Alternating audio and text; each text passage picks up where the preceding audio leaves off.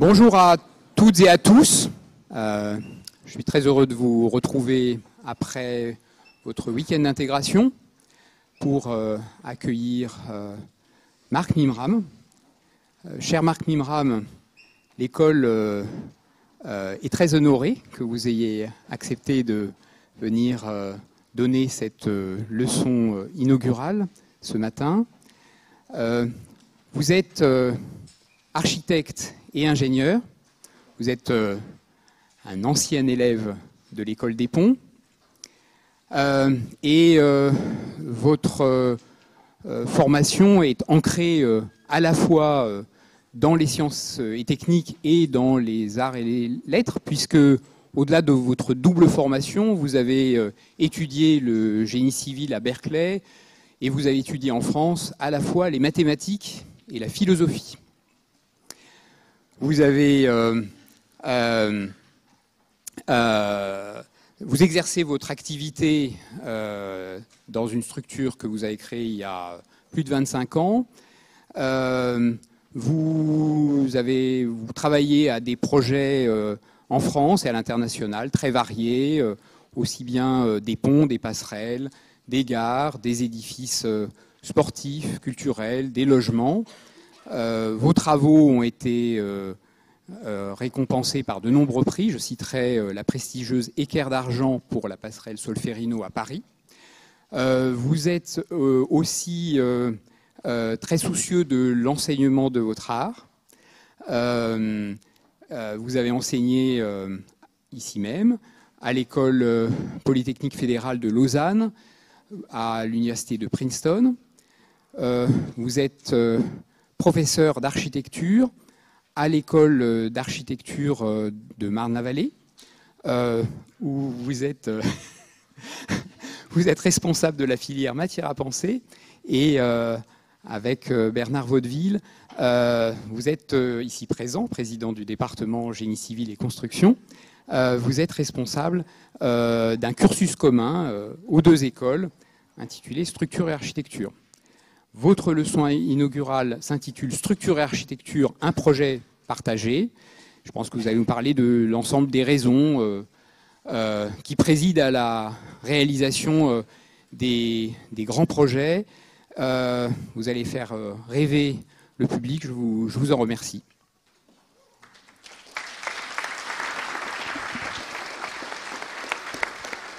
Merci pour tout cela. Je suis toujours un peu étonné qu'on parle de mes diplômes parce que je suis bac plus 45 ou je sais pas. Je suis très content d'avoir un public captif ce matin. Vous ne pouvez pas sortir pour deux raisons. D'abord parce que les issues de secours sont bloquées et parce qu'il fait très chaud. Et je vais vous parler d'un truc un peu ringard parce que non seulement je suis bac plus je ne sais pas combien, mais je suis sorti de l'école des Ponts il y a 40 ans. Et donc j'ai l'âge de vos parents. Non, je suis sorti au moment où vos parents naissaient. Enfin, c'est compliqué, quoi. Enfin bon, tout ça pour vous dire que je suis un dinosaure de la chose. Et je vais vous parler de choses de dinosaures. Je ne vais pas vous parler d'intelligence artificielle. Je ne vais pas vous parler de bionique. Je vais vous parler de la gravité, du poids des choses, du scalp de cet ouvrier sur son chantier, du plaisir de construire. Enfin, tant de choses ringardes. Ça va? Vous êtes content de rentrer à l'école des Ponts? C'est la promo, ça? J'espère que parmi vous, quelques-uns s'intéresseront à ces vieilles choses ringardes.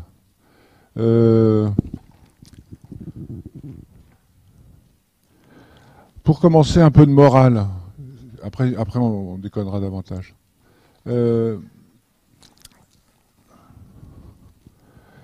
C'est un métier compliqué,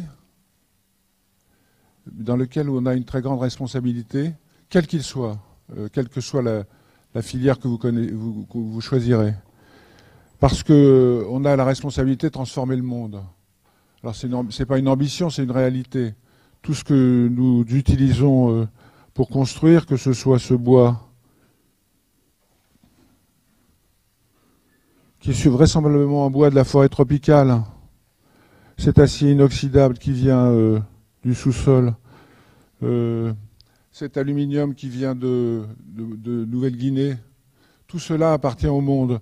Donc notre responsabilité, elle est bien dans la transformation du monde. Tout ce que nous mettons en œuvre est lié à une valeur énergétique de la transformation. Elle s'en va déjà ? Ah non, pardon. Je croyais que c'était une étudiante. Toutes ces actions-là font que notre responsabilité est mise en jeu. Ça ne veut pas dire qu'il ne faut pas le faire. Vous avez bien vu récemment, par les événements récents, que notre responsabilité, elle pouvait être encore même dans les ouvrages que nous construisons. Et je voudrais qu'à chaque instant, on puisse prendre conscience de cela en raison. Notre métier n'est pas un métier issu d'une équation. J'ai reçu des coups de téléphone désespérés au mois d'août me disant est-ce que tu vas changer de métier, est-ce que la science et la technologie sont tellement savants que l'on sait ce que l'on va faire, et ça met dans un certain nombre de doutes. Alors j'ai décidé de ne pas douter toujours, sinon je changerais évidemment de métier. Il est un peu tard. Il y a un deuxième débat qui est abordé par ma présence ici, qui est le lien entre les architectes et les ingénieurs. Alors, c'est un vieux débat. Je ne vais pas l'aborder de manière fondamentale. Ce que je sais, c'est que on est très souvent dans la caricature. Vous l'êtes peut-être même déjà. Vous avez fait 2 années de classe préparatoire, ou 3. Et vous avez déjà dans la tête l'idée que l'architecte est un artiste, qu'il parle vraisemblablement avec un accent étranger et qu'il dessine des courbes dans le paysage, as curvas do tempo. Et nous autres, quand j'étais étudiant en architecture, nos étudiants qui sont de l'autre côté, ils pensent que vous êtes des ringards de la machine à calculer, que vous contentez de résoudre quelques équations, quand vous n'échappez pas à tout cela pour entrer dans le monde de la finance. Donc sortons de ces caricatures et essayons d'ensemble de partager un monde commun. Je n'ai pas la phrase célèbre de Le Corbusier qui disait que la seule chose qui était sûre, c'est que l'ingénieur était viril, puissant, et que l'architecte était mièvre. Je me suis dit que ce choix était très difficile à faire.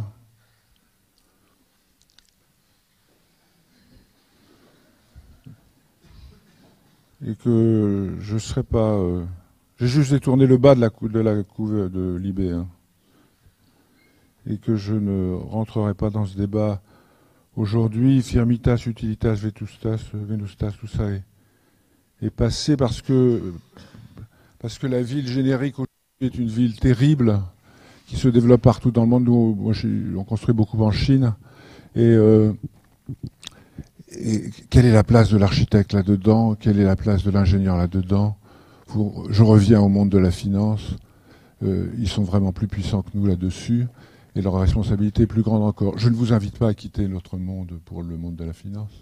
Vous l'avez bien compris. Mais la ville générique, celle qui c'est pas des photomontages, hein, c'est pas une maquette. J'ai fait ça d'un hôtel à Shenzhen. La question de la solidité est une question qu'on peut réinterroger. quelle est la place de cela, de la rationalité que l'on nous propose, que l'on se propose à nous, qui se propose à nous, et comment l'interroger. La fonctionnalité vraisemblablement aussi. Les règles, comment réinterpréter la règle, c'est la part que nous devons prendre. Et quelle est la place de tout cela dans le monde ? Quelle position prenons-nous par rapport à cela? Et vous comprenez bien qu'il ne suffit pas de dire je vais d'une rive à l'autre, je franchis la vallée, je franchis la baie pour régler le problème. Il faut évidemment s'interroger sur la place de tout cela dans le monde, à partir du paysage, à partir de raisons multiples. Et la chose ne devient pas à ce moment-là si simple. Notre monde est réglé par quelques... On a la chance qu'il soit réglé par quelques raisons, cette fois-ci rationnelles. Quelques modèles que nous partageons. La structure n'est pas un phénomène réservé au monde.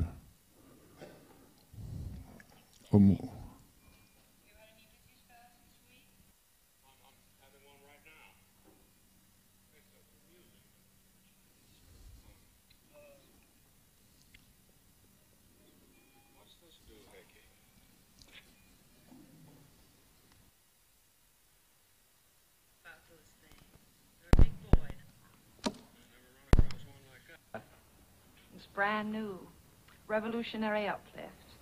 No shoulder straps, no back straps, but does everything a brassiere should do. Works on the principle of the cantilever bridge. On peut trouver de la structure partout, y compris dans les films et dans les bras. Mais la question qui se pose à nous, c'est bien celle de la place de nos ouvrages dans la transformation des villes et la mixité qu'ils proposent. Aujourd'hui, les choses sont très complexes. C'est un ouvrage qui n'est... Vous voyez, c'est très étonnant. C'est une rue d'Alger portée par un bâtiment qui franchit la vallée. Donc toutes ces questions sont des questions assez riches, assez multiples. On va les aborder à travers quelques projets. C'est toujours indélicat de parler de ce que l'on fait, mais c'est aussi peut-être une manière de vous montrer que ça existe et que j'ai le plaisir, l'avantage, je ne sais pas comment on dit, de pouvoir le faire. Donc je vais vous montrer quelques exemples. J'ai beaucoup de photos de vacances. Mes vacances sont au quotidien. J'ai choisi de vous montrer quelques bâtiments d'abord et puis quelques ponts ensuite. Là, il s'agit d'un bâtiment-pont que l'on construit sur l'avenue de France face dans l'axe de la Bibliothèque de France. Et la question, c'est comment utiliser une structure au-delà d'elle-même, une structure qui libère l'espace. L'idée, il faut franchir 58 mètres. L'idée commence par un modèle statique assez simple que vous devez connaître parce qu'il doit y avoir quelques scouts parmi vous qui ont utilisé cela pour faire une chaise. Et c'est ce que l'on va utiliser pour le projet lui-même. On a apporté... il y a un truc qui s'allume là. Entre appuis, il y a 58 mètres ici. Et puis la chose bizarre, c'est qu'on nous a donné 4 appuis d'un côté et 2 de l'autre. Le bâtiment pèse à peu près le poids de la tour Eiffel. Il pèse à peu près 8000 tonnes. La tour Eiffel pèse 7500 tonnes. Et on doit le mettre au-dessus des voies là. Donc ce qu'on propose de faire, c'est de décomposer ça en 4 ponts qui franchissent pour les deux latéraux les 58 mètres des voies de chemin de fer et pour les 2 transversaux la stabilisation transversale. Et alors ce qui est très étonnant, il reste un entre-deux. Et cet entre-deux, on doit le qualifier et il permet d'être justement plus libre qu'il ne serait si la structure était régulière. Et on va voir comment cela permet de faire des bureaux un peu particuliers. Vous voyez, à ce moment-là, la question qui se posait à nous, c'est vraiment une question de dépassement. C'est-à-dire que donner du sens à quelque chose qui était simplement un grand bond, 58 mètres, un grand bond de gravitaire. Voilà la transformation que cela donne. Vous voyez, les voies de chemin de fer sont là. Les voies de chemin de fer sont là. Ce sont les voies de la gare d'Austerlitz. Et donc on a le droit de couper les voies que 4 heures par nuit, 1 heure pour mettre le circuit off, 2 heures de travail, 1 heure pour mettre le circuit on. Pardon. Donc ça veut dire qu'il faut trouver une méthode de construction, il faut trouver une méthode de réalisation de la structure. Et ce qui est très intéressant, c'est qu'à la fin de tout ça, on s'en fout un peu. Et c'est au contraire un espace très différent que l'on constitue. Et c'est un espace qui a une caractéristique de domesticité plus grande encore que le logement. C'est la domesticité du bureau. Vous allez passer plus de temps dans votre bureau que dans votre lit. Et donc je pensais que c'était bien l'occasion de créer des espaces différents, nouveaux. Alors on a eu la chance d'avoir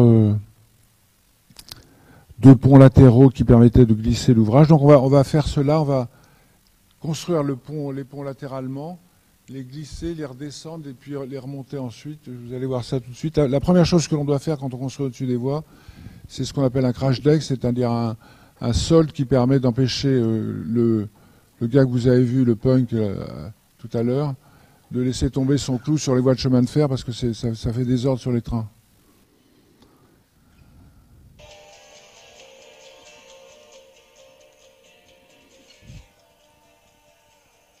Donc on construit sur les 2 ponts latéraux, on glisse les choses.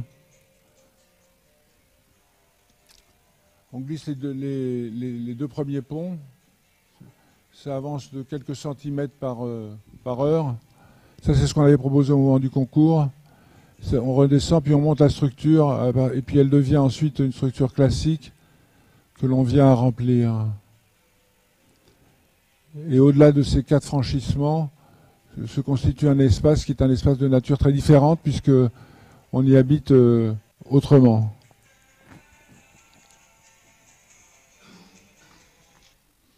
Mais à la fin, je reviens aux premières images que je vous montrais, c'est de l'acier transformé à partir de minerais de fer, comme je vous l'indiquais tout à l'heure. Et c'est bien la transformation de la planète dont il s'agit dans ces quantités d'acier mises en œuvre. Le projet, une phase de réalisation. Le projet, une phase de réalisation. Et le plaisir du chantier. N'oubliez jamais cela. Si vous devez vous retenir quelque chose, c'est la part que le chantier donne de sens au projet. Le chantier, c'est cette mémoire partagée du travail. Nous, on est que des acteurs d'une part du cheminement qui va du minerai de fer jusqu'à la démolition et la retransformation de ces bâtiments. Et au cœur de tout cela se trouvent ces hommes qui travaillent tôt le matin avec des mains un peu larges et qui mettent des aciers dans du béton ou qui soudent quelques barres et qui font que tout cela est rendu possible, non seulement rendu possible parce qu'on l'aurait projeté, mais rendu possible parce qu'ils vont nous donner l'écho de tout cela et qui va donner du sens à notre travail. Le chantier, c'est cette mémoire du travail partagé. Là, on en est là à peu près aujourd'hui. Dans le genre expérimental, on viendrait définir la gare de Montpellier, qui est une gare entre le centre-ville et une gare TGV entre le centre-ville et la périphérie. C'est un bâtiment pont à nouveau, assez simple, qui a pour particularité de s'appuyer sur un matériau. Je vais insister sur un thème pour chacun de ces bâtiments, sur un matériau nouveau qui est le béton de fibre ultra performant qu'on appelle plus classiquement en France ductale. Donc là, il y a le franchissement des voies, la couverture. Et cette couverture a pour objet de filtrer la lumière. Je vais vous parler de cela parce que, voilà, par exemple, un exemple est celui-ci. c'est comment la structure peut être un outil de transformation de la lumière. La gare de Montpellier, je la voulais méditerranéenne, c'est-à-dire une gare qui parle de l'ombre et non pas simplement de la lumière. Une gare qui parle du filtre de la lumière et non pas de la lumière directe. Il n'y a pas tellement de raison d'aller faire des grandes verrières à cet endroit-là, puisque si je ne m'abuse, les trains à vapeur ont quitté le 19e siècle. Il n'y a pas vraiment raison de mettre que du verre sur le toit. Et donc on s'est appuyé sur l'hypothèse d'un filtre, un filtre qui ferait de l'ombre et à travers lequel percerait la lumière, les lumières, puisque en fonction des orientations, la maille que vous voyez là est un peu différenciée. Au sud, il y en a davantage et au nord davantage. Cette couverture est transformée comme un outil aérolique qui permet de faire entrer du vent ici et de le faire ressortir de l'autre côté. Et face au vent dominant, cette couverture est comme un transformateur, un accélérateur de vent. Et on avait fait quelques essais de mise en forme de tout cela pour regarder comment le vent pouvait modifier le climat à l'intérieur. L'enjeu étant de réduire de quelques degrés la température à l'intérieur de la gare. Et voilà l'image de référence, c'est Grand Central à New York. Voilà la couverture. Et voilà le pas on franchit le pas à ce moment-là. Ça, c'est un concours, une image, un projet. Et quelques mois plus tard, voilà les palmes dessinées, le prototype réalisé. Et alors, il s'agit de palmes en béton, donc de 18,40 m de portée, qui sont comme des feuilles pliées. La caractéristique de la feuille pliée, c'est d'avoir de l'inertie, et d'avoir une résistance de forme. Et dans ce cas, on arrive à faire une couverture qui fait 3 cm d'épaisseur avec une partie centrale dans laquelle il y a une précontrainte. 3 cm d'épaisseur sur 18 mètres, c'est peu. Et si je vais le refaire aujourd'hui, je mettrai 4. Peut-être 5 d'ailleurs. Je ne sais pas pourquoi on est fou à ce point-là de faire des économies comme ça. Enfin, après le mois d'août, j'ai quelques angoisses. Mais ne le répétez pas parce qu'il y a des voyageurs maintenant sous la toile. Et vous voyez, les percements sont différenciés en fonction des orientations et des lieux. Et ça permet la préfabrication. Et ça permet surtout de faire, dans une première mondiale, une structure qui est à la fois structure et couverture. De faire des structures en béton de fibre, c'est possible. De le faire. Ce qui est extraordinaire là, c'est que c'est un matériau qui est très peu poreux. Et donc, quand on fait la feuille de béton, on n'a besoin ni de mettre une étanchéité par-dessus, ni de rapporter une couverture. Donc, on n'a pas de différenciation entre la charpente et ce qui vient par-dessus. La charpente devient la structure, et la structure devient couverture elle-même. Et donc, c'est vrai dans ce cas-là précisément parce qu'il n'y a pas d'étanchéité, il n'y a pas d'isolation thermique. Et ça devient un filtre à lumière. Voilà une hypothèse.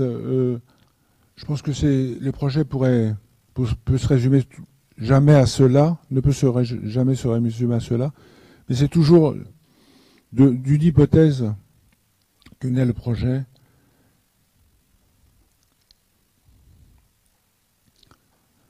C'est assez photogénique.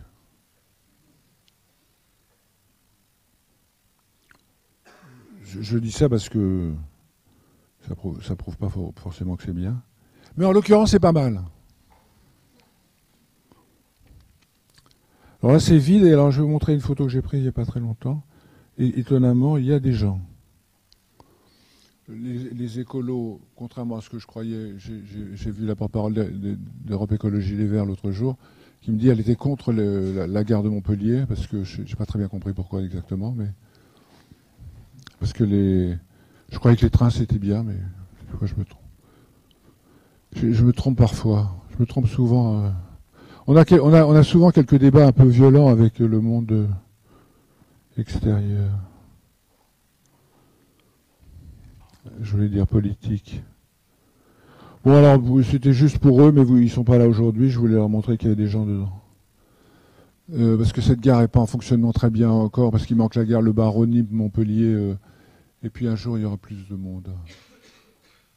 Et voilà, c'est une hypothèse de la relation entre un matériau, la lumière, la gravité, le franchissement, et tout cela. Notre travail, c'est ce travail de mise en cohérence. C'est ça qui fait le plaisir de ce métier, c'est cette mise en cohérence. Donner du sens aux choses, c'est un peu cela, quoi. Quelle heure il est là ? Un autre exemple, c'est l'école d'architecture de Strasbourg. Et là, l'hypothèse, c'était de prendre une règle d'urbanisme, de la maximiser pour développer un espace au centre, à partir, je prends encore une fois qu'une entrée, à partir d'un système structurel. C'est comment mettre le bâtiment sur des talons aiguilles pour soulever et libérer un sol qui devient un espace public, un espace ouvert. Et en l'occurrence ici, c'était vous voyez ce qui est rouge, c'est structurel d'ordre premier. Donc ça s'inverse à chaque fois. Donc on a inventé une structure qui est une structure qui ressemble à une structure en treillis, mais qui est une structure totalement impure, à Brevenot-Sillon. Vous voyez, où il y a des choses qui sont en treillis, et c'est une sorte de mixte Virindello Warren. Vous verrez tout ça, après on vous mettra des noms sur les choses, mais pour vous dire que l'impur est peut-être possible quand il est raisonné. Donc chacune de ces membrures a des contraintes différentes, et elles vont avoir chacune évidemment des dimensions différentes. Mais ça part de cette hypothèse-là, qui est une hypothèse où il y aurait dans chacune des salles de l'école des grandes fenêtres, et que la structure viendrait être à l'intérieur, parce qu'elle ne peut pas l'être à l'extérieur pour des raisons thermiques, mais qu'elle est filtrée par un filtre de lumière, et qu'elle s'inverserait de jour et de nuit. De jour et de nuit, comme derrière un rideau de théâtre, où la structure apparaîtrait de jour et de nuit. On a filtré tout cela par un élément de métal fait pour l'occasion. Et voilà le bâtiment de nuit. La structure réapparaît, elle est lisible, et le sol est libéré, posé sur ses talons, et de jour on a un élément plus compact. Mais c'est surtout à l'intérieur des situations de cette nature où on voit la cathédrale de Strasbourg, cathédrale inachevée, avec une seule tour. Je vous invite à proposer de la poursuivre. N'oubliez jamais que Viollet-le-Duc a mis la flèche sur Notre-Dame au XIXe siècle et pas au XIIe. Il n'était pas tout à fait né. Donc parmi vous, il y aura sûrement un d'entre vous qui terminera la cathédrale de Strasbourg. Peut-être. Et polémique pour polémique, on construit actuellement un cours. Je vous parle de ça pour l'hypothèse de la mixité. Voilà l'ensemble du stade de Roland-Garros à Paris. Et avec Michel Corajoux, qui est un paysagiste malheureusement décédé récemment, il avait proposé d'ouvrir le stade de Roland-Garros sur la ville, avec un grand parvis comme cela. Et ici, un cours qu'on appelle, qui est un cours circulaire, qu'on va démolir pour construire ce cours qui est à côté des serres d'Auteuil, pas dans les serres d'Auteuil, pas à la place des serres d'Auteuil, comme le disaient mes copains d'Europe Écologie Les Verts, qui ont laissé penser que j'allais détruire les serres de Formigé, qui est un magnifique architecte du XIXe siècle. Donc on va laisser tranquille ces serres, mais on va construire un cours dans les serres, à côté des serres, avec des serres. enceint de serre. Et le nouveau cours va être en contrebas, et ce que l'on lira, c'est ces serres qui seront en relation avec les serres de Formigé dans le même gabarit, mais réinterprétées de manière contemporaine. Donc on a 1500 mètres carrés de serres autour du cours, et ces serres permettent de créer le lien entre la structure du stade qu'il porte, les tribunes qu'il porte, et la structure du paysage autour. Voilà ce qu'on voit depuis l'entrée de Roland-Garros. Voilà ce qui était promis. Des serres. Alors, voilà où on en est aujourd'hui. Tout ça n'est pas achevé, mais je vous montre ça en avant-première. Ça, c'est la tribune du stade. Là, le stade va être comme cela. On va pas laisser, on va pas laisser la sous-face grise, ne vous inquiétez pas, mais on mettra de la terre battue. Et voilà les serres aujourd'hui. C'est un travail sur la structure qui est un travail plutôt dans une autre échelle, celle de l'attention à la matière mise en œuvre, à la transformation de cette matière, pour créer ces espaces entre la tribune et les serres, très ténus, et réaliser ces serres qui sont faites à partir d'écailles de verre. C'est très compliqué l'hypothèse sur laquelle on travaille, parce que au XIXe siècle, Formigé travaillait sur des tout petits verres qui fabriquaient des échelles de lecture très très fines, et nous on a des très grands verres. On ne va pas découper tous ces verres en petits morceaux pour les réassembler. Mais comment donner une lecture plus sophistiquée pour faire une bulle de verre? Et là, on a travaillé sur un système d'écailles assez complexe qui permet de donner cette lecture. Voilà, parlons de quelques ouvrages de franchissement qu'on appelle communément des ponts. Ça ressemble de plus en plus à un vestiaire de foot ici. La question la plus compliquée est la question de la résonance avec la situation. Qu'est-ce qui parle et qui fait que le pont est spécifique? Ça n'est pas un ouvrage générique. Je ne m'attaque pas à mes prédécesseurs qui, dans cette enceinte même, dans l'ancien Amphicaco où j'étais étudiant, prétendaient qu'il y avait un catalogue possible d'ouvrages d'art. Si je m'attaque un peu à eux d'ailleurs. Ils disaient, il y avait un catalogue qui a été édité par l'école, je sais pas, les ponts, où on doit trouver la bibliothèque, où il y a marqué un ouvrage de 10 mètres doit avoir telle forme, un ouvrage de 20 mètres doit avoir telle forme, un ouvrage de 40 mètres doit avoir telle forme, et s'il fait 150 mètres, il doit avoir telle forme. Il y avait une raison immanente qui était celle du calcul, une rationalité qui dépassait tout. Je me suis élevé contre ça assez jeune, je dois dire à peu près à votre âge. Et j'ai toujours revendiqué l'hypothèse que le pont devait être non pas générique, mais spécifique, c'est-à-dire en résonance avec le lieu. Qu'est-ce qui ferait que la géographie de ce lieu dans lequel il prend place pourrait parler autant que de raison le calcul, faire en sorte que la matérialité résonne avec la situation. Et vous voyez qu'il y a entre raisonnement et résonance une familiarité que j'évoque ici.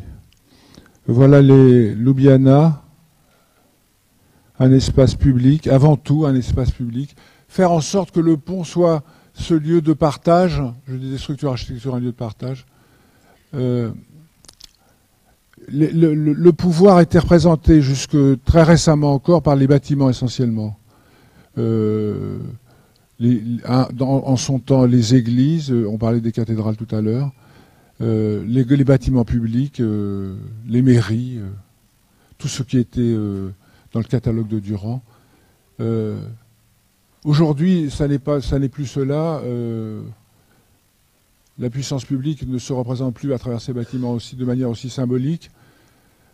Et peut-être que la raison pourrait être que le lieu le plus représentatif de notre société commune, c'est l'espace public.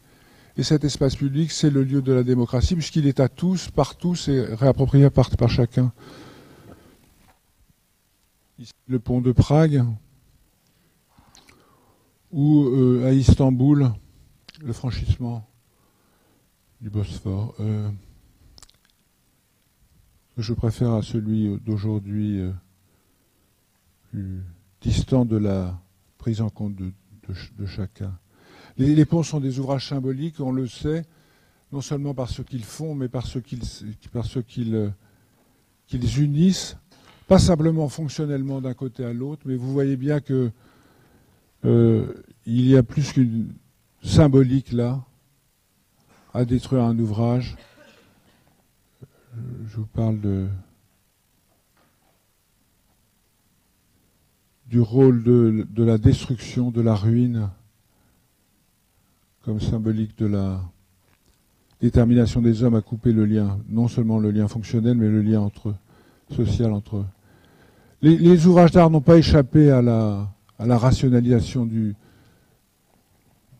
leur construction, mais on nous a proposé des modèles absents, des modèles fonctionnels de liaison en dehors de la raison du lieu. Et c'est à cette raison du lieu que je voudrais revenir aujourd'hui. Très rapidement, je crois que regardez la passade Solferino à Paris, elle me paraît encore plus forte encore quand elle est sous la... Non, c'est pas tout à fait vrai, hein, mais quand elle est sous l'eau, ce qui me paraît très bien, c'est très important à lire, c'est pas la passerelle elle-même, mais les gens qui viennent voir le fleuve, qui viennent se rappeler à quel point la Seine est la matrice de leur lien commun, et la géographie, dans ses effusions les plus fortes, nous met en relation encore davantage encore en relation avec le monde que nous partageons. Il y a des valeurs symboliques d'une autre nature. Elles sont moins importantes à mon sens. On m'interroge souvent sur la place des cadenas. Je m'en fous un peu. Et pas, pour deux raisons. C'est quand les mecs viennent couper les cadenas, ils coupent en même temps le garde-corps, et ça c'est embêtant. Donc maintenant il y a du bois à la place. Et la deuxième chose, mais c'est entre nous, j'ai jamais compris pourquoi l'amour devait être symbolisé par un cadenas et une clé. Mais ça n'est pas lié au pont. On peut en parler après si vous voulez. Hein. C'est le lien entre le musée d'Orsay et le musée du Louvre. Et il y a un moment, on a détruit la passerelle provisoire qui était là, c'est une passerelle qui avait duré 30 ans. Et je me suis retrouvé devant ce paysage libre. Et je dois dire que je ne me suis jamais interrogé sur l'hypothèse de ne pas le faire. Peut-être à cause d'une très grande naïveté. Mais c'est vrai que ce moment où tout est libre et on va occuper l'espace est une grande responsabilité. Donc on avait fait cette proposition qui est une proposition plutôt de lien avec le lieu. On ne peut pas dépasser cette passerelle de 50 cm, elle ne marcherait plus, mais elle est bien là, dans les 105 mètres de sa portée. C'est que donc on a construit cette passerelle dans l'an 2000, donc il y a une vingtaine d'années, on a gagné le concours en 92. Il y avait beaucoup de voitures ici, sur le quai rive gauche en bas. Et les gens m'ont dit, mais pourquoi faites-vous un lien avec les bagnoles qu'il y a là? Heureusement, il y avait un petit bout de parking. J'ai dit, on va au parking. Jamais j'ai imaginé que tout ce quai deviendrait public. Mais peut-être l'aurais-je rêvé. Dans l'autre sens, il y avait plein de bagnoles sur la rive droite. Ici, et on ne pouvait pas franchir ici, donc on est passé par-dessous, on a fait cette liaison-là. Aujourd'hui, il y a un feu rouge ici, et ils ont même fermé la liaison basse, ces imbéciles, pensant qu'on ne pouvait pas rejoindre le quai directement, sauf de revenir par le milieu. Mais c'est pas très grave. Ce qui est intéressant, c'est à quel point le monde se transforme et qu'il ne faut jamais rien lâcher. Parce que maintenant, ici, il n'y a plus de bagnoles. Ici, on peut traverser. Et les quais sont redevenus des lieux partagés par tous. Et cette passerelle permet le lien à tous ces niveaux, entre le haut et le bas. Je ne veux pas vous parler de tout ça, mais juste un moment, le chantier magique. Et puis, vous voyez, tout ça est construit à partir de ces tôles de forte épaisseur, 12 cm d'épaisseur, que l'on va utiliser comme un matériau massif, que l'on va découper, façonner, assembler. Parce que la grande force vous voyez, c'est un peu absurde. On prend une grosse plaque épaisse, on va la couper avec un fil à couper le beurre diagonale, qui va affiner à 5 cm la rive. Et ce qui est un peu absurde de prendre tout cela comme cela, mais ça donne une raison très particulière à cet ouvrage. Il ne pouvait être construit à ce moment-là que parce que l'on savait faire des radiographies sur place et on pouvait souder donc sur place, ce que l'on ne pouvait pas faire avant. Cette dame est contente, elle est la première à pouvoir monter sur le pont. Les ouvriers ne sont pas encore partis, mais elle a l'air ravie de s'approprier cet espace qui lui appartient. Il y a une deuxième question, c'était la liaison non seulement entre les rives basses et les rives hautes, mais entre la rue le boulevard Saint-Germain qui se trouve ici, et puis de l'autre côté les Tuileries, dans une question totalement absurde, c'est que le gabarit de navigation sous ce pont est supérieur à celui des autres ponts de Paris. Parce qu'il y a une loi en 1976 qui a agrandi le gabarit. Donc le tablier est un peu plus haut. Alors j'ai dit, mais vous êtes fous, vous n'allez pas imaginer qu'on va détruire les 35 autres ponts de Paris un jour? Ben si. Et c'était un avantage, c'est-à-dire que la place au centre est un peu au-dessus des autres. C'est pas par mégalomanie, hein, c'est parce que il y a un règlement qui le prévoyait. Donc les bateaux peuvent arriver par avion au-dessus du pont Royal et du pont de la Concorde, passer sous la passerelle et ils n'engageront pas le gabarit. Il faut toujours penser, remettre en question les règlements. Mais ce qui est intéressant là, c'est cette relation entre le sol et le ciel, entre le quai et la fenêtre sur le ciel, dans cette ouverture entre le ciel et le sol. En parlant de symbolique, je vais accélérer là parce qu'on est en retard. Je construis cette passerelle entre le Strasbourg et Kehl. C'est assez étonnant parce que Strasbourg est une ville qui cherchait son fleuve. Le liaison entre Strasbourg et le Rhin se fait seulement aujourd'hui. Victor Hugo le cherchait. Bon, je ne vais pas revenir là-dessus, on n'a pas le temps, mais j'ai eu des débats très étranges avec mes amis d'Europe Écologie Les Verts, qui me dit, mais vous allez construire un pont sur le Rhin, les oiseaux vont rentrer au banc du pont. Et je leur dis, c'est très étrange, cet endroit qu'on n'aurait pas le droit de toucher. Voilà le Rhin actuel. Voilà le Rhin hier. Oui, le Rhin a été transformé en une nature inchangeable. On ne devrait pas toucher au Rhin d'aujourd'hui, mais on a accepté qu'il se transforme de cela à cela, comme une autoroute à bateau. On s'est installé exactement à l'endroit où les ponts étaient détruits. Et là, on propose de faire un ouvrage qui est une liaison entre la partie inondable du Rhin sur les côtés et la partie haute du Rhin, derrière la digue. Voilà les deux niveaux. Et ce qui symbolise cet ouvrage, c'est bien le moment où cette place au centre se construit. Alors oui, pour revenir sur ce que j'ai dit tout à l'heure, on m'a dit, vous ne pouvez pas construire ce pont à cet endroit-là parce que les oiseaux vont entrer dans les mâts.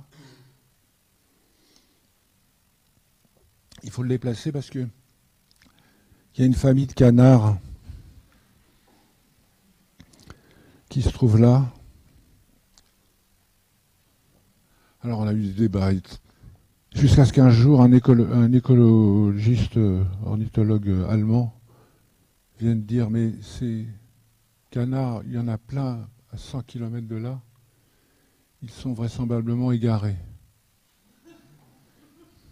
Donc ils étaient rares parce qu'ils étaient là, mais ils étaient un peu égarés, donc on les a remis à...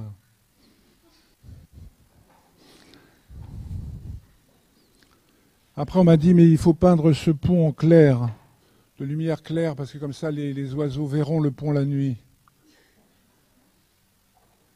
C'était la version des Français. Et les Allemands voulaient le peindre en sombre pour pas que les oiseaux soient attirés par la lumière. Alors je ne savais pas quoi faire. Mais il y a une autre chose qui est absurde, c'est la pente de la passerelle. Elle est à 6% du côté allemand et à 4% du côté français parce que les personnes à mobilité réduite ne suivent pas la même règle des deux côtés du...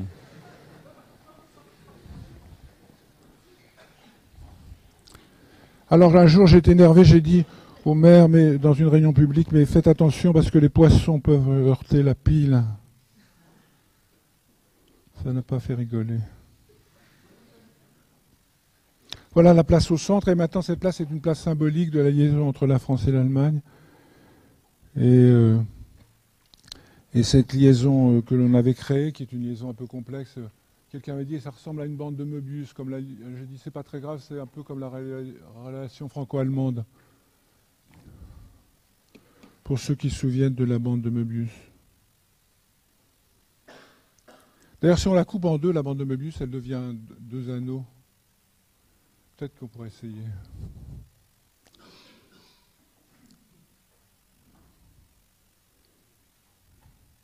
Alors, ça a été symboliquement utilisé par l'OTAN pour faire une réunion entre l'Est et l'Ouest. Au centre, les gens se retrouvaient au centre. À part Angela Merkel, il n'y a plus personne. Ils sont tous partis.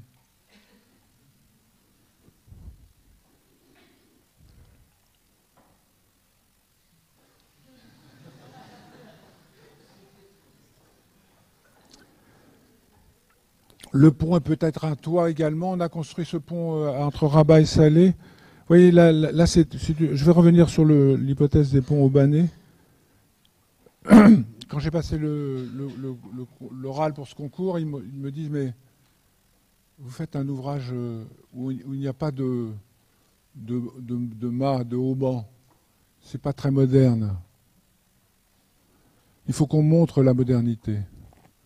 Et moi, je leur ai expliqué que la modernité, c'était faire attention à ce paysage. Vous voyez cet horizon très ténu, faible, tranquille, qui est tendu entre les deux rives du Bourg-et-Greg. Donc il y a 2 parties à cet ouvrage. Une partie qui est une partie de franchissement, qui était l'objet du premier concours, et un viaduc d'accès dont je vais vous parler tout à l'heure. L'hypothèse, c'est au contraire de créer un lien entre les 2 ouvrages, entre les 2 rives, par l'intermédiaire d'un demi-portique, qui viendrait s'agrandir, s'accroître pour devenir une voûte au centre du fleuve. Donc vous voyez ces demi-portiques, vous voyez là, ils font un demi-arc un peu plus grand, puis un grand arc juste dans l'axe du fleuve, pour montrer qu'on n'était pas indifférent à cette liaison-là et que ça devenait un ouvrage de sol. Ces ouvrages sont préfabriqués. Les Marocains ont un vrai savoir-faire de maçonnerie, de travail de bois. Et y compris la préfabrication pouvait être un outil qui fabriquerait comme une usine, un pont qui se fabriquerait lui-même. C'est très, très fordien, là. Il y a une machine à fabriquer le pont qui vient en avant et se met en place pour se tendre au-dessus du fleuve. Ça, encore une fois, on n'aurait pas pu le faire en France parce que la réglementation au Maroc est un peu différente et on a utilisé du béton de ciment blanc à très haute résistance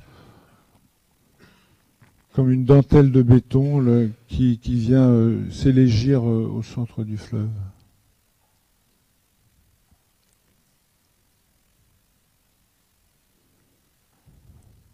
Et ce qui est intéressant, c'est aussi la deuxième partie, peut-être même de manière plus forte encore, c'est ce viaduc d'accès qui est horizontal. Le sol varie, et qui est fait à partir de ces portiques espacés de 21 mètres, donc c'est de très faible portée, mais ce sont des portiques à inertie variable, des feuilles plissées à double courbure qui viennent se poser de manière préfabriquée pour constituer un très grand espace de 600 mètres de long, que je voulais être non pas simplement oui, les voitures passent au-dessus, mais ça devient un espace habité, non pas abandonné, mais habité. Il ne faut jamais rien abandonner dans la ville. Tous ces espaces sont des espaces à reconquérir. Et en s'inspirant du marché de Londres, vous voyez les gens sous le pont, on a constitué ce grand espace qui doit être ou devrait être un grand espace public. Il y a juste, parfois rien ne marche toujours simplement.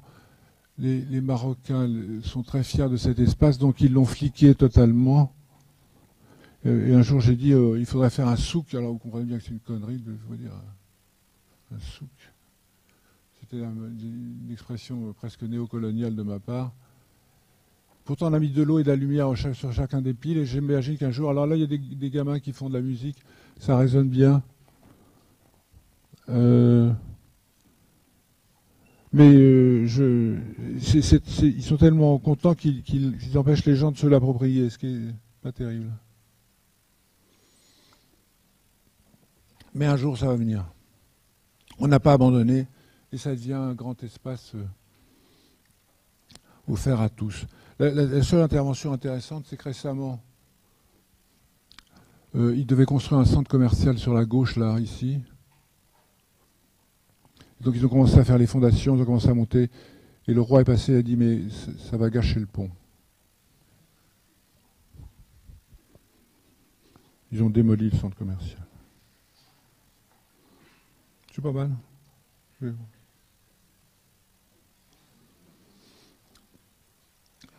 On a construit en Chine, à Tianjin, il y a quelque temps, un pont sur la Haihe. Tianjin est un petit village de 10 millions d'habitants qui va être en conurbation avec Pékin, faire un petit village de 40 millions d'habitants avec les deux liens entre Binhai, le fleuve, le port, Tianjin, Pékin et le lien entre les deux. Une petite conurbation.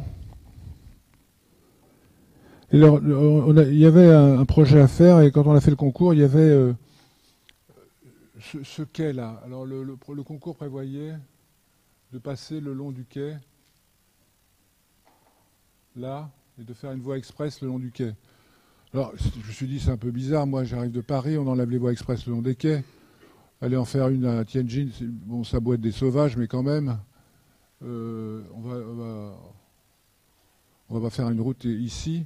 Donc j'ai proposé que l'on sauve ce petit jardin.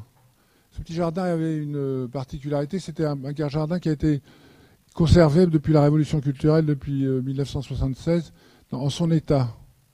Donc j'ai dit, on va le garder. Et puis il y a des gens qui se sont appropriés ce lieu. Il n'y a pas de raison d'aller y faire passer la voie express. Donc on a proposé ils jouent au go. Ils s'embrassent, c'est ce qui est très rare en Chine, dans l'espace public, et ils vont même nager dans le fleuve. Et on a proposé de garder ce petit jardin de 18 mètres de long, au lieu de mettre un pont avec un franchissement dessus.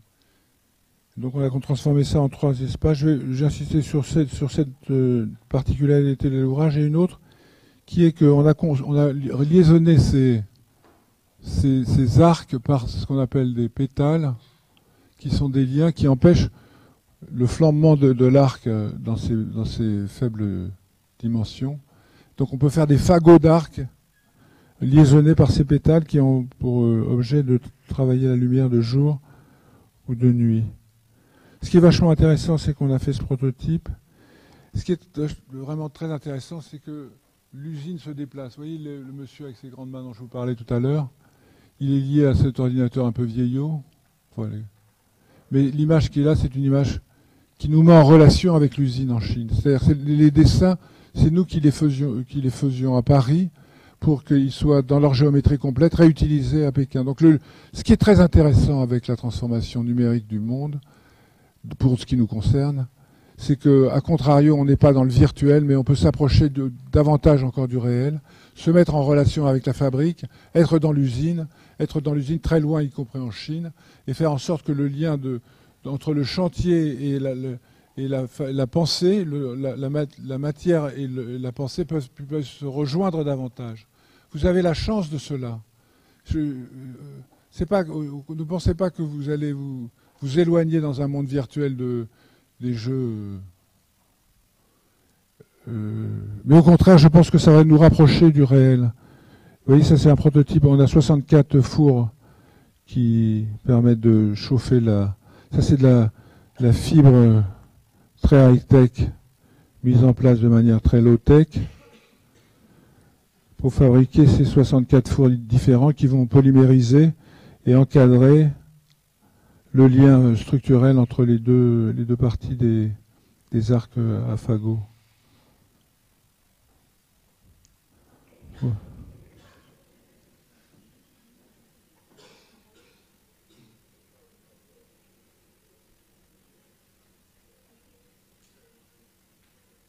Un champ de pétales. C'est l'usine chinoise. Un peu approximative. Vous voyez, les pétales se mettent en place. Il y a très peu d'appareils de levage dans les ouvrages construits en Chine, pardon. Au Japon, c'est le contraire exactement. Et tout est mis en place sur des échafaudages de grande dimension et le pont se construit là. Et vous voyez, les pétales sont ces liaisons de jour et de nuit qui reflètent la lumière dans une structure toujours différente, changeante. Le lien entre les rives qui devient une passerelle, et on a sauvé ce jardin à tel point qu'ils ont construit ils ont rendu public l'autre rive et fait un autre jardin de l'autre côté, et ensuite appelé un paysagiste américain qui a rendu ça un peu plus moderne, c'est-à-dire qui a tout foutu en l'air. On ne gagne pas à tous les coups. On a sauvé l'espace public, mais pas le jardin. Il était tellement content que... Enfin. On a fait ce pont qui parle de la pesanteur, du poids des choses. C'est des coques en béton qui flottent sur un lac artificiel de retenue d'eau. La ville chinoise se construit autour d'espaces de géographie reconfigurée. Ça s'appelle la ville écologique Sino-Singapour. C'est très écologique puisqu'on a construit un lac artificiel à la place et des maisons. Enfin, il n'y a rien d'écologique là-dedans. Mais moi, je voulais travailler sur l'hypothèse du contrat de la masse, non pas de la masse soulevée, mais de cette masse, de cette hypothèse de cette massivité-là qui donnerait l'apparence de flotter sur l'horizon du lac, ce qui était très compliqué à ce moment-là. Je vous rappelle l'hypothèse de la liaison avec l'usine. C'est comment inventer un coffrage qui va être construit 14 fois, déplacé, redéplacé.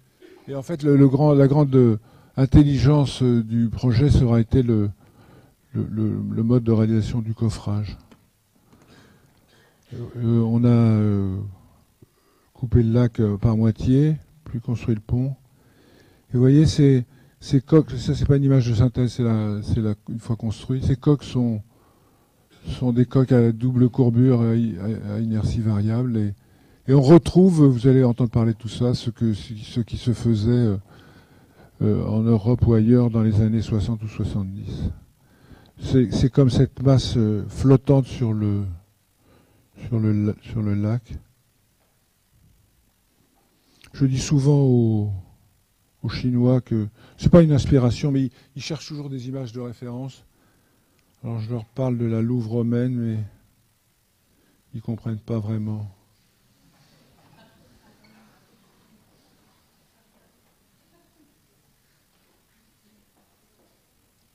On l'a fait en acier aussi, plutôt là, cette fois-ci comme un ruban dans la transparence et non pas dans la masse.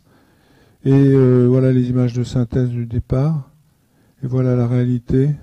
C'est comme une feuille qui se déploie, qui s'ouvre et qui varie en fonction de la distribution des contraintes. Le pêcheur est content d'être à l'abri. Quelques images récentes. Ce pont flotte comme un ruban sur le... Vous voyez, on s'amuse un peu quand même. Ce qui est très intéressant, c'est d'avoir l'opportunité d'expérimenter. Si vous ne le dites pas, vous ne répétez pas, à faire des choses que l'on ne sait pas faire, plutôt que de faire des choses qu'on sait déjà faire. L'expérience du balcon, ça c'est assez étonnant, c'est une commande pour l'anniversaire de la ville de Yangzhou. La maire, je l'ai rencontrée, m'a dit « Est-ce que vous pourriez faire un pont en 6 mois ?» Pas « Est-ce que vous pourriez faire un pont en 6 mois ?» J'ai besoin d'un pont dans 6 mois, parce que c'est l'anniversaire de la ville. Alors, elle avait un avantage, cette dame, c'est qu'elle était non seulement maire de la ville, mais aussi chef du Parti communiste local, et ancienne militaire. Donc elle avait été comme ça, elle avait toujours tenu comme ça, elle a dit faut le faire. Pourriez-vous me faire une esquisse pour mardi? C'était un vendredi, de la semaine précédente. J'ai dit oui, sûrement, mais je voudrais utiliser. Le Yangzhou, c'est une ville où il se développe beaucoup d'architecture navale. Donc je voudrais utiliser la technologie. Ça a précédé le pont que vous venez de voir. Donc on a commencé à utiliser des feuilles de métal façonnées. Alors je suis allé voir l'usine, il m'a dit allez voir notre usine, je suis allé voir le directeur de l'usine, il m'a dit 75 tonnes, vous rigolez, c'est la production de l'usine en 2 heures.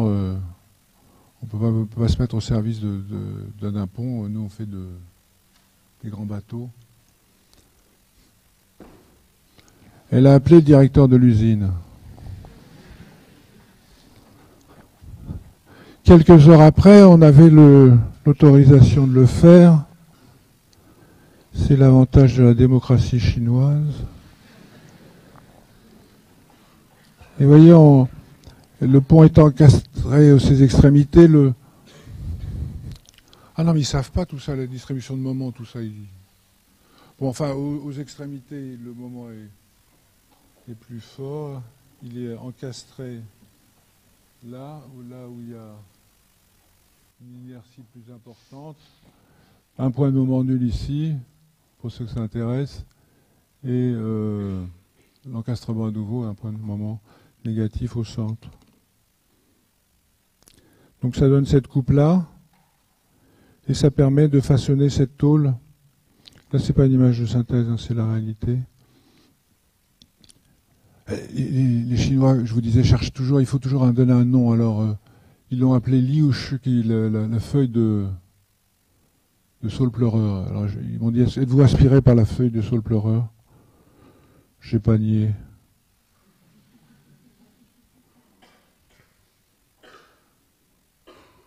Et on est comme flottant sur cette feuille de métal. Ce que j'aime bien, c'est cette image, je ne sais pas d'où était pris ce photographe chinois, où on voit les gens faire du tai chi. Et si tous les ponts pouvaient être comme un geste de tai chi. Là, on voit bien qu'il est dans son environnement. Est-ce qu'on a 5 minutes encore? Responsabilité pour responsabilité. Je voulais vous mettre face aux vôtres et aux miennes. On construit un pont à Linz en Autriche. Le concours qu'on a gagné. On a fait mis la première pierre, en fait, sable là, avant l'été. Et donc c'est un pont qui se trouve sur le fleuve à cet endroit-là. Alors moi j'ai fait ce concours naïvement en pensant que c'était une ville d'Autriche. Je suis allé voir le Danube en pensant que c'était un fleuve. J'ai lu un livre La descente du Danube, qui parlait de toutes les spécificités de ces... Et puis je suis allé à la mairie voir le maire quand on a gagné. J'ai voulu faire une photo sur le balcon de la mairie. Je trouvais sympathique le balcon de la mairie pour faire une photo pour le journal local. Et on m'a dit, on ne fait pas de photos là. Parce que Linz a une particularité, c'était que c'est la ville d'Hitler. Ses parents habitaient là, il est né là.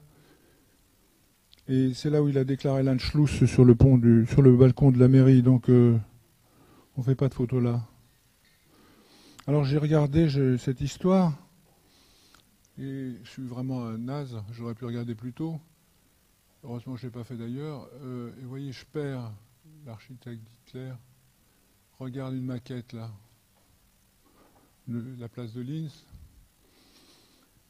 Et il est content à l'idée qu'on construise un pont sur le fleuve. Et une ville qui devait être le centre culturel du Troisième Reich. Alors l'histoire fait que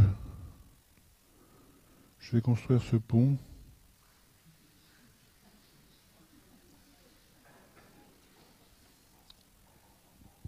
Que j'ai un compte à régler avec ce salaud. Et pour autant, c'est un fleuve, c'est un schéma structurel dont je vous ai parlé tout à l'heure, en double cantilever. Et on va façonner la matière pour la mettre en œuvre sur ce fleuve. Vous voyez que notre responsabilité est grande. À vous de la prendre. Tomo arigato.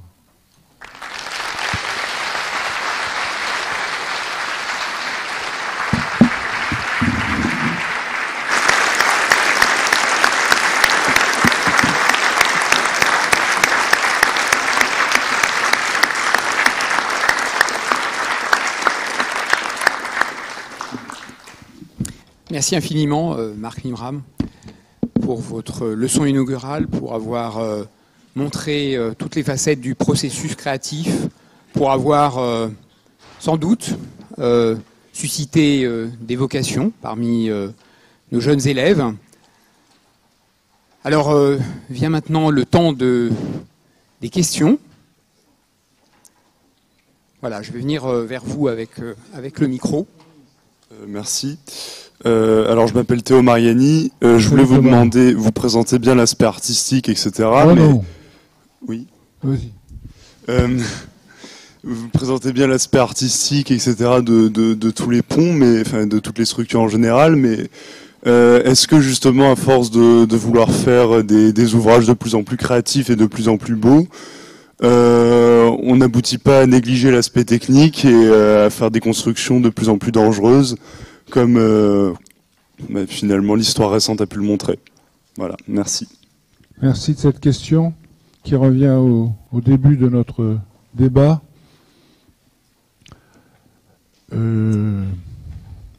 D'abord, je pense que l'architecte n'est pas un artiste, que notre responsabilité n'est pas la même que celle des artistes dans la société, que nous sommes plutôt des artisans de la transformation de la matière que des artistes. Mais c'est un autre débat. Le beau n'est pas évidemment éloigné de la raison des choses. Il n'est pas opposé à la raison des choses. Et chercher le beau, c'est toujours un peu compliqué. Se poser ce type de questions, ça n'a souvent pas beaucoup de sens. Et vous voyez, pas votre question, je ne vous prends pas en otage, mais par votre question, vous supposez un préalable qu'il y aurait comme ça une envie de beau indépendant de la raison des choses. Et j'y suis tout à fait opposé. Ce à quoi je suis également opposé, c'est à l'idée qu'il y aurait une réponse à une question posée. Le pont fait 140 mètres, voilà la réponse qu'il faut y apporter. Et le pont a une portée de 280 mètres. Il est à Gênes. La seule manière de le faire, ce serait de cette manière. Vous évoquez la question récente. Ces ouvrages ne sont pas plus risqués que les autres. Sûrement que si, d'ailleurs, je suis en train de vous mentir. Ils sont plus risqués dans la mesure où ils n'ont pas été déjà faits. Mais est-ce que s'ils avaient été déjà faits, ils seraient moins risqués? Je ne suis pas sûr, parce que la vraie question, c'est la complexité de la maintenance de ces ouvrages. Et donc,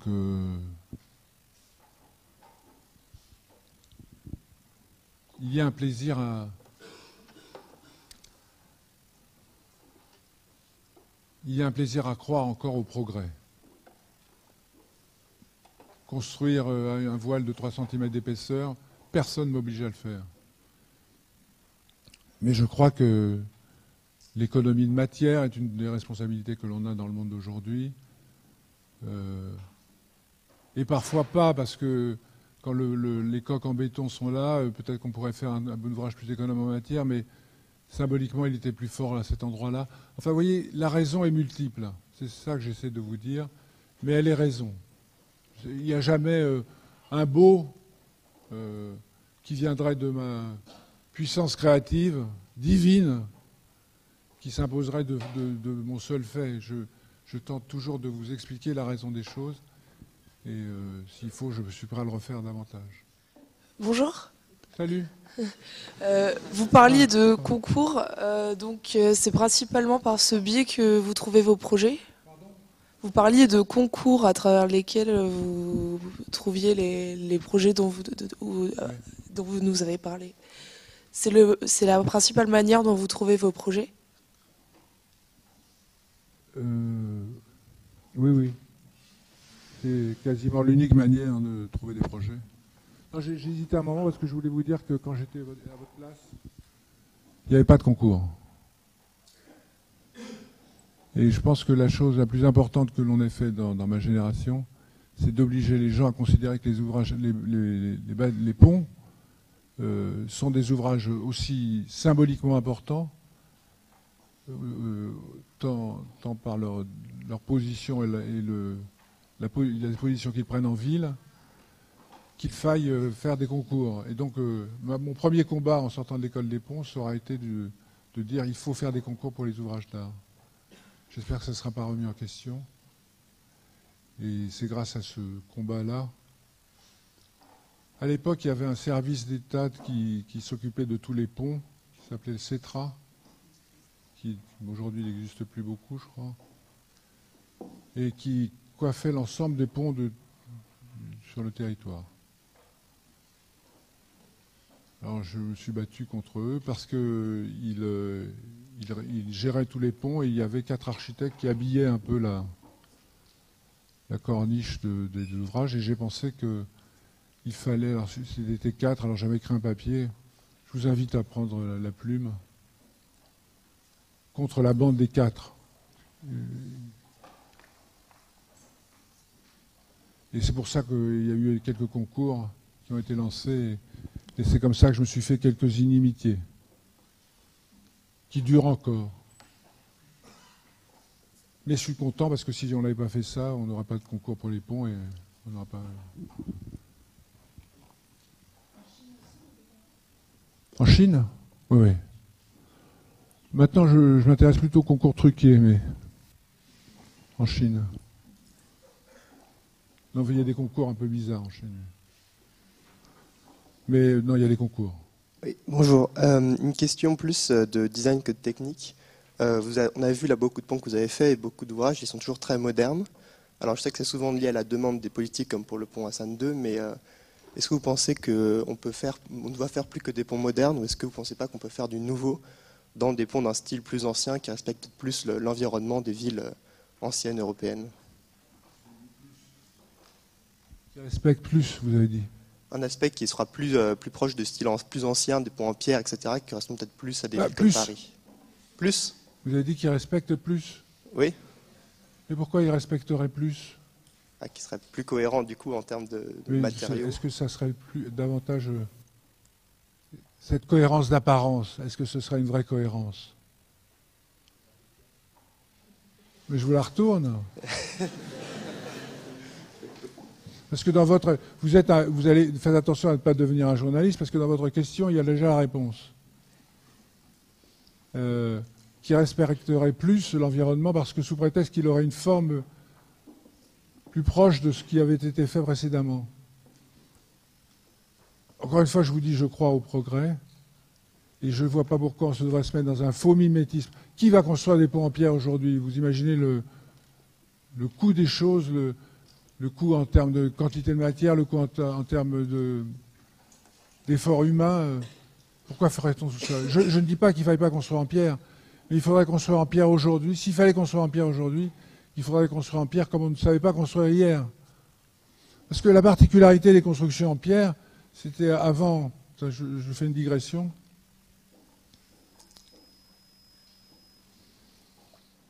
on construisait des ponts en pierre parce que à la saison 1, on construisait cet arc de plein cintre. On attendait que l'eau redescende, on avait fait un bâtard d'eau, on empêchait la flotte de venir. Et puis cette partie-là tenait toute seule, et puis après on construisait le pont la voûte numéro 2. Arrive un loustic, je dis ça pour la provoque, qui dit on va appuyer l'arc numéro 1 sur l'arc numéro 2 et on va tendre ces deux arcs grâce à la liaison qu'ils auront de l'appui de l'un sur l'autre. Cet ingénieur s'appelait Perronnet. Il a construit l'école, il a construit le pont de la Concorde, mais de Neuilly aussi, de Maxence, de Saint-Maxence. Mais il était aussi directeur de l'école des ponts, fondateur de l'école. Hommage.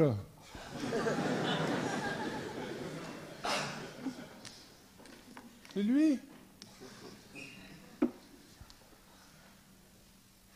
Jean Rodolphe. Et il a appuyé les voûtes l'une sur l'autre et la forme s'est transformée de l'ouvrage simplement par l'intelligence à la fois du mode de mise en œuvre et je ne pense pas que ce soit du mode de calcul à l'époque, mais c'est devenu ensuite le mode de raisonnement calculatoire. Vous voyez, entre la situation que vous appelez de vos voeux A et la situation B, il y a une intelligence nouvelle dans la raison de mettre en forme les ouvrages qui fait que les choses peuvent évoluer. Vous avez la chance d'être dans cette situation aujourd'hui. Le calcul est très... Moi, j'ai eu la chance d'être né à un moment où le calcul a évolué beaucoup. On a commencé... Avant, moi, je faisais des calculs à la main, vous comprenez bien. Quand j'étais à l'école des ponts, la grande révolution, c'était que le premier ordinateur rentrait dans l'école. Quand je vous dis rentrer dans l'école, il rentrait dans une salle qui était grande comme celle-là, quoi. Et il faisait à peu près le 10e ou le 10 millionième de ce que fait ce Mac là posé sur la table. Donc ça nous a permis de faire du calcul, de faire des propositions multiples. Mais vous êtes dans cette chance-là où vous avez une autre révolution qui est en marche. Et cette révolution qui est en marche nous permettra de faire des ouvrages encore différents, mais encore raisonnés et raisonnables, à l'instar de ce que la révolution qu'a apporté Jean Rodolphe. C'est pas l'Amphicaco ici? Cauchy. Et vous avez mis la statue de Perronnet?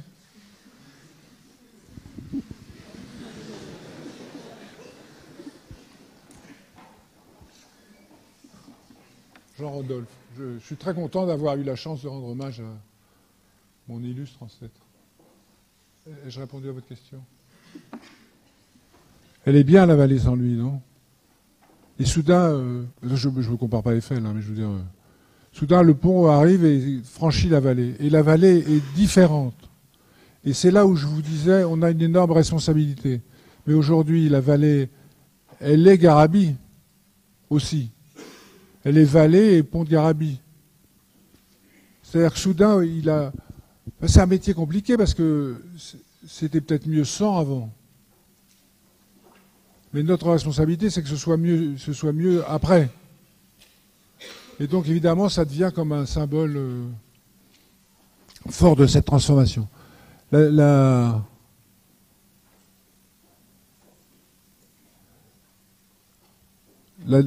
deuxième chose, c'est que, pour répondre à votre question, on est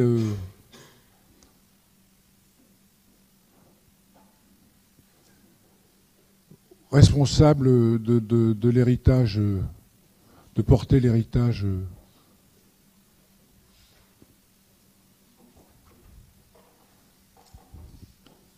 tout l'héritage de notre histoire, de l'histoire de la chrétienté qui a transformé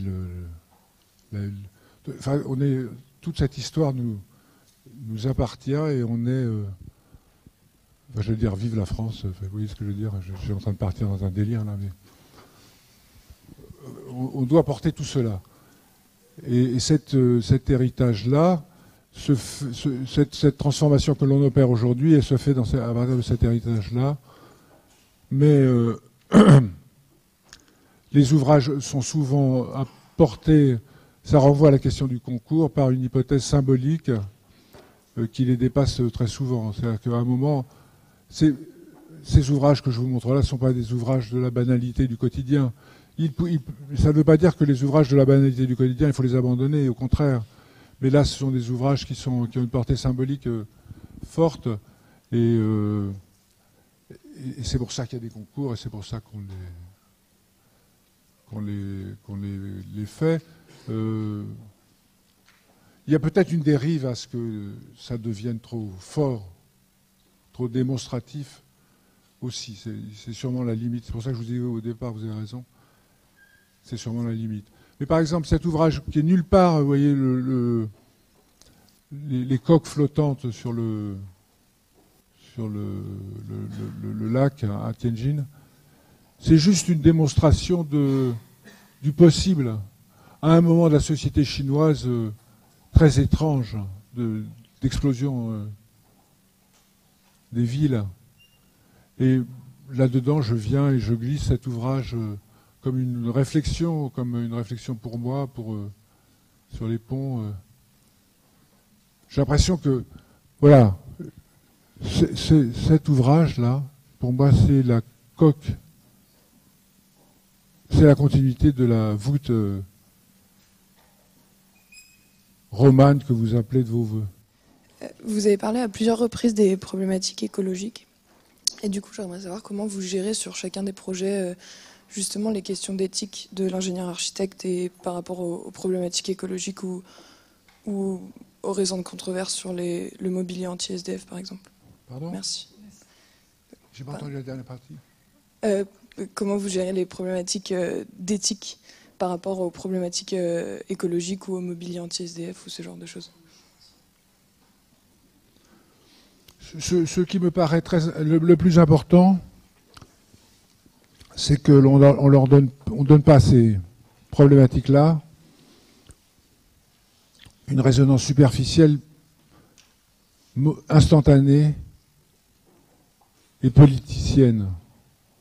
Moi, je suis fait attaquer de partout. À chaque fois qu'on fait quelque chose, on est attaqué de toutes parts pour des raisons écologiques qui me paraissent souvent dévoyées de leur sens. Il ne faut pas toucher au Rhin, alors que ce Rhin est une autoroute à bateau. Et au contraire, que la symbolique, je reviens à l'écologie, mais la symbolique de la première ouvrage de liaison entre la France et l'Allemagne est plus fort encore que toute raison écologique qui serait avancée sur ce... C'est la première fois qu'on construisait un pont pour rien entre la France et l'Allemagne, une passerelle. Elle n'est pas indispensable, quoi. Avant, on a construit un pont de chemin de fer. C'est le fleuve sur lequel, entre la France et l'Allemagne, il y a le moins d'ouvrages de liaison. D'abord parce qu'ils ont tous été détruits pendant la guerre, et parce qu'on les a pas reconstruits s'ils n'étaient pas nécessaires fonctionnellement. Donc maintenant, il y a une deuxième passerelle qui a été construite, un peu plus loin, vers Mulhouse. Mais sinon, il n'y avait que des ponts de rail et des ponts d'autoroute. Donc soudain, c'était symboliquement très important de le faire. Je reviens à votre question. C'est-à-dire qu'il ne faut pas dévoyer l'écologie de son propos principal. Être conscient de votre responsabilité ne vous empêche pas de le faire. Notre responsabilité est immense dans cette transformation. C'est pour ça que j'ai commencé par vous dire que ce bois, qui n'est pas de la forêt tropicale, celui-là, contrairement à cette main courante, quelle était la raison de son emploi, comment l'emploie-t-on, comment extrait-on l'aluminium de Nouvelle-Guinée pour le trimballer ici, l'inox, le bois. Enfin, tout cela, moi j'essaie de comprendre quelle est par exemple la quantité d'énergie grise incluse dans nos ouvrages. C'est très compliqué à savoir. Donc il y a tout un travail à faire là-dessus. Je vous invite à le poursuivre s'il vous intéresse. Mais ça ne veut pas... Ça, je pense que c'est le mot que vous avez employé qui est le plus important, c'est éthique. Donc il nous faut une éthique, une morale, une manière de se comporter par rapport à cette question-là, qui ne peut pas être politicienne, du genre on n'a pas besoin de train à Montpellier, en TGV, on peut garder la gare ancienne, on n'a pas besoin de mettre une nouvelle gare. Je ne pense pas un seul instant que la SNCF construise des lignes de TGV supplémentaires pour le plaisir. Alors comment peut-on dire que cette gare ne sert à rien alors que, enfin, je veux dire, j'ai l'impression que, vous voyez, c'est comme la pétition contre le stade de Roland-Garros qu'on construit dans le cours des Serres, là. Avec la photo, ils veulent détruire le cours des Serres. À quoi ça sert de dire des choses pareilles alors que Formigé est un incroyable architecte concepteur de ce jardin, que personne n'avait l'intention de détruire ces serres. On s'est mis là où il y avait une déchetterie dans le jardin. Donc c'est plutôt une écologie positive qui me paraît importante. Alors, je ne pensais pas du tout employer ce mot 3 fois ce matin, mais une écologie de progrès. Comment est-ce qu'on combine Vous voulez qu'on parle du nucléaire? Non, mais comment est-ce ou de l'EPR? Je ne veux pas faire ça, je ne suis pas compétent. Mais comment est-ce qu'on combine l'hypothèse de cette idée du progrès et de l'idée de l'attention au monde? Et donc ça, c'est sûrement ce qui nous revient, ce qui vous revient de plus important. Il y avait une deuxième question là. Bonjour. Je voudrais parler plus de votre formation. Qu'est-ce que vous apportez le fait d'être architecte et ingénieur et pas juste simplement un ingénieur? Merci. Je renvoie à la question inverse. Qu'est-ce que m'a apporté le fait d'être un ingénieur et pas simplement un architecte? J'ai refusé au début de cet exposé de distinguer les deux de manière caricaturale, parce que c'est souvent le cas, et qu'on me bassine avec ça depuis 40 ans. Le débat entre architecte et ingénieur est, à mon sens, un peu vain.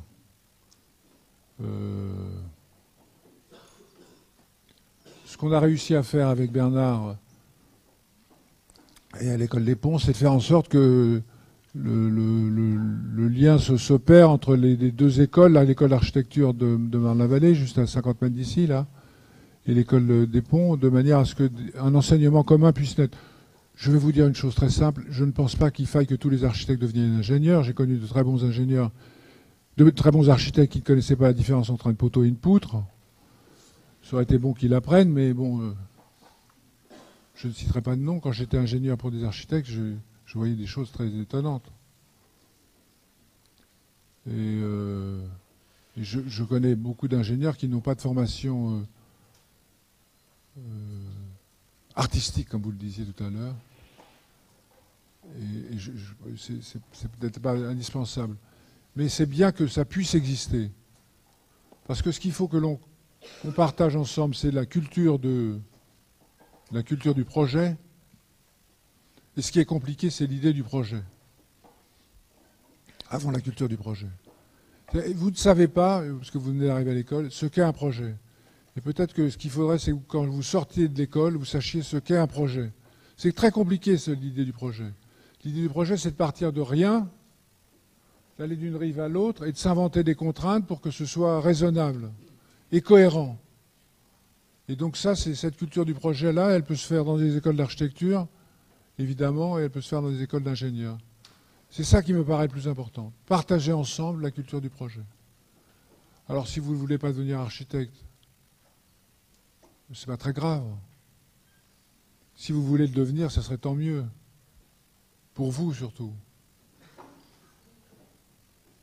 Moi, je ne crains pas la concurrence, ça va, quoi. Vous pouvez venir dans ce club, c'est un peu fermé, mais qui s'ouvre chaque année davantage parce qu'on a à peu près 5 ou 6 étudiants d'architecture, dont 4 sont là pour cette année, d'autres sont là pour l'année prochaine, rentrent à l'école des ponts et deviennent ingénieurs. Et nous, on a revendiqué le fait qu'ils deviennent ingénieurs, et pas master ou mastir, ou magistère. Ils deviennent ingénieurs des ponts.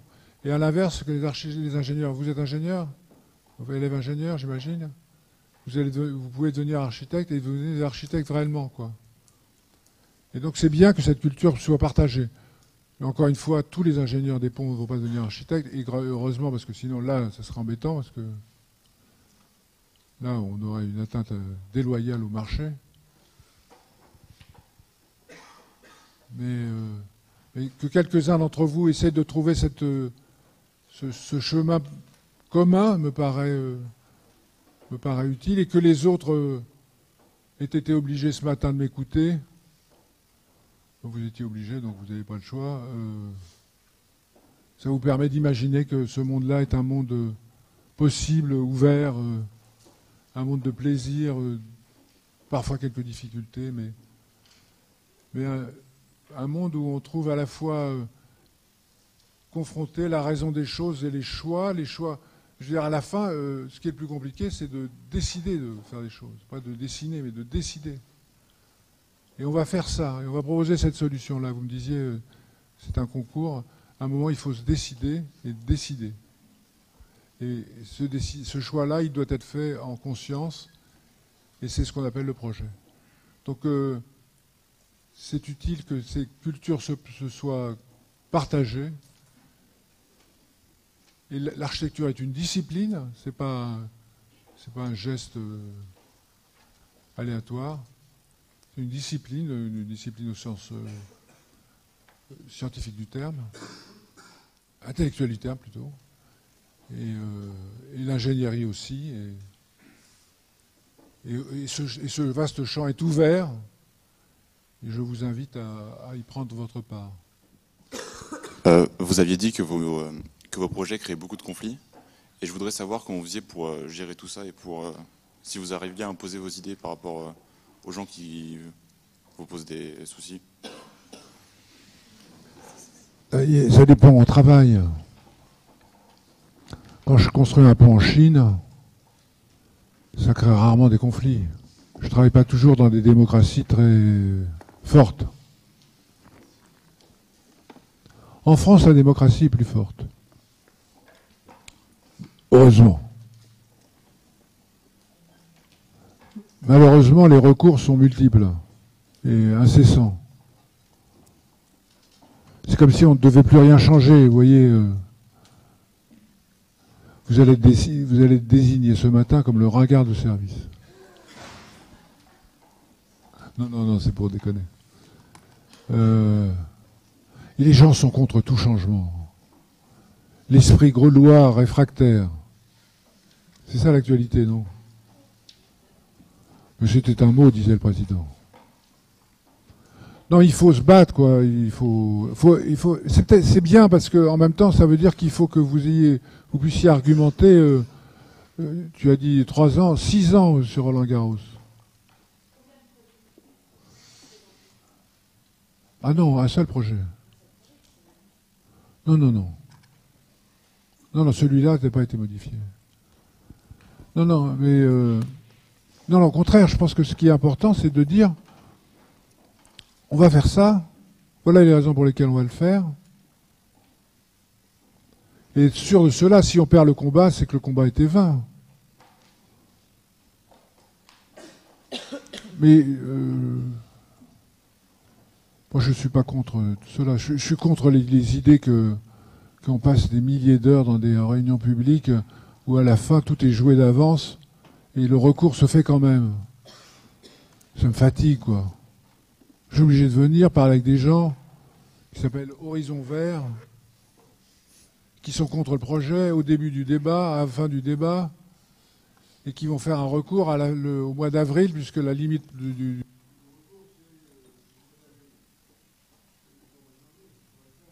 peut faire gagner du temps, ils le font à la fin, parce qu'on a un délai de recours, plus un mois de recours.